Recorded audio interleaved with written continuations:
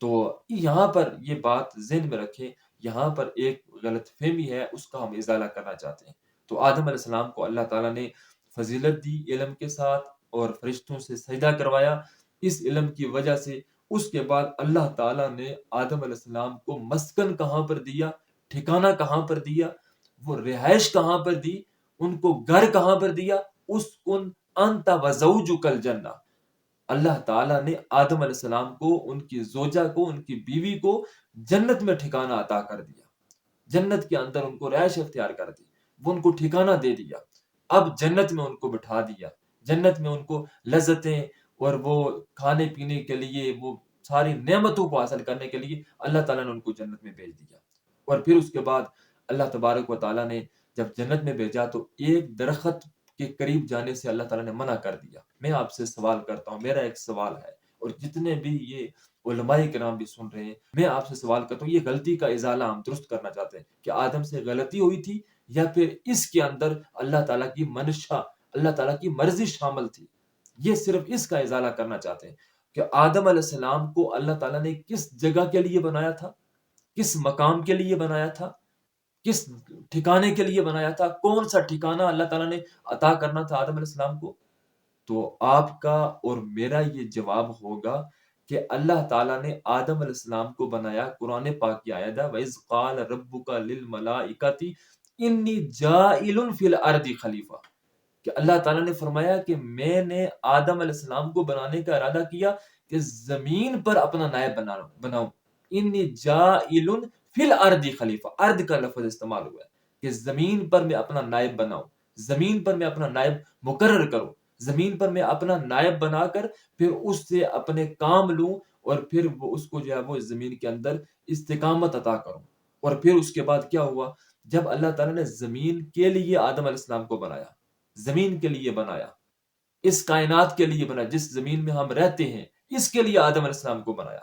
اب اس کے بعد علم میں فضیلت عطا کی، تقوی میں فضیلت عطا کی، فرشتوں سے انہیں اسے ممتاز کر دیا۔ پھر اس کے بعد اللہ تعالیٰ نے جب اس کو فضیلت دی تو فضیلت دینے کے بعد اس کو جنت کی سیر کروائی، اور جنت میں اس کو ٹھکانہ دے دیا۔ اسکن انت وزوجک الجنہ، جنت میں اس کو ٹھکانہ دے دیا، جنت میں اس کو رہائش عطا کر دی۔ اب اللہ تعالیٰ نے اس کو بنایا تھا زمین کے لیے، بنایا تھا اس کائنات کے لیے، بنایا تھا ارض کے لیے، اب اس کو جنت میں ٹھکانہ دے دیا۔ کیوں؟ علم کی وجہ سے۔ کیوں اس کو فضیلت دی؟ کہ فرشتوں نے اس کو سجدہ کیا تھا۔ فوراً اس کو زمین پر بھیجنا اچھا نہیں ہے، فوراً اس کو اس کائنات میں چلے، اس کو آدم کو یہ پتہ تو چلے کہ جنت کے لیے میں، جس جنت کے لیے ہم کوشش کریں گے، محنت کریں گے، کاوش کریں گے، جس جنت کے لیے ہم اللہ کی عبادت کریں گے، جو جنت ہے انعامات کا گھر ہے، وہاں پر باغات ہیں، وہاں پر نہریں ہیں، چلیں وہ دکھا تو دیں آدم علیہ السلام کو، وہاں پر رہائش تو بنا دیں، اور آدم علیہ السلام کو اس سے پہلے یہ ساری چیزیں تو بتا دیں کہ جنت ہے کیا چیز، وہ اپنی آنکھوں سے، اپنے سر کی آنکھوں سے اس جنت کا نظارہ کر لیں۔ اب یہ اللہ تعالیٰ نے بنایا تو آدم علیہ السلام کو زمین کے لیے، اور پھر اس کو مسکن دے دیا، ٹھکانہ دے دیا، جنت میں اس کو ٹھکانہ اور گھر دے دیا۔ اللہ تعالیٰ نے یہ قرآن پاک کی آیت ہے اسکن انت وزوجک الجنہ، ان کی بیوی کو بھی اور ان کو بھی جنت کے اندر ٹھکانہ دے دیا۔ اب اس کے بعد کیا ہے؟ اس کے بعد اللہ تعالیٰ نے جب ٹھکانہ دیا تو ٹھکانہ دینے کے بعد ظاہر ہے اللہ تعالیٰ جب تک انسان خود بھی کچھ ایسی جو ہے وہ غلطی نہ کرے تو اس وقت تک اللہ تعالیٰ اس کو جو اس کے لیے فیصلہ کر دیتا ہے اس فیصلے کا اللہ تعالیٰ خود پابند ہے۔ کیوں؟ کہ اللہ تعالیٰ کبھی وعدہ کی خلاف ورزی نہیں کرتا، اللہ تعالیٰ سے کبھی وعدہ کی خلاف ورزی سرزد نہیں ہوئی۔ تو اللہ تعالیٰ نے اس کو کہا اسکن انت وزو، یہ ٹھکانہ آپ کے لیے آج تک کے ایک دن کے لیے نہیں ہے، 10 دن کے لیے نہیں ہے۔ اللہ تعالیٰ نے فرمایا اسکن، ٹھہرے رہو، کوئی مدت مقرر نہیں کی ہے، کوئی ٹائم مقرر نہیں کیا کہ کب تک ٹھہرے رہو، کس وقت تک ٹھہرے رہو، کس جو ہے وہ مدت تک یہاں پر ٹھہرے رہو۔ اللہ تعالیٰ نے کوئی مدت مقرر نہیں کی، صرف اسکن کا لفظ استعمال کیا کہ تم یہاں پر ہی ٹھہرو، یہاں پر ہی اپنا مقام بناؤ، یہاں پر ہی تمہارا گھر ہے، یہاں پر ہی تمہارا مسکن ہے۔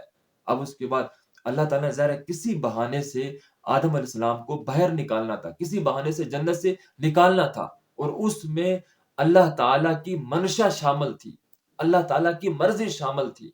اور آپ یہ تھوڑا اندازہ لگا لیں کہ جنت ہے، جنت جہاں پر اللہ تعالیٰ کی نعمتیں ہیں، انعامات ہیں، تو اللہ تعالیٰ نے پوری جنت کی جو ہے وہ کھلی اجازت دے دی آدم علیہ السلام کو کہ جہاں یہاں پر بھی جاؤ، یہاں پر بھی جاؤ، اس مقام پر بھی جاؤ، اس مقام پر بھی جاؤ۔ لیکن آپ اندازہ لگائیں کہ اس جنت کے اندر اللہ تعالیٰ نے صرف ایک درخت پر کے پاس جانے سے کیوں منع کر دیا؟ صرف ایک مقام پر جانے سے کیوں منع کر دیا؟ اس لیے کہ اللہ تعالیٰ کو یہ معلوم تھا کہ آدم علیہ السلام سے میں یہ کہوں گا کہ اس درخت کے پاس نہیں جانا، اور آدم علیہ السلام اسی درخت کے پاس چلے جائیں گے، اسی جگہ چلے جائیں گے۔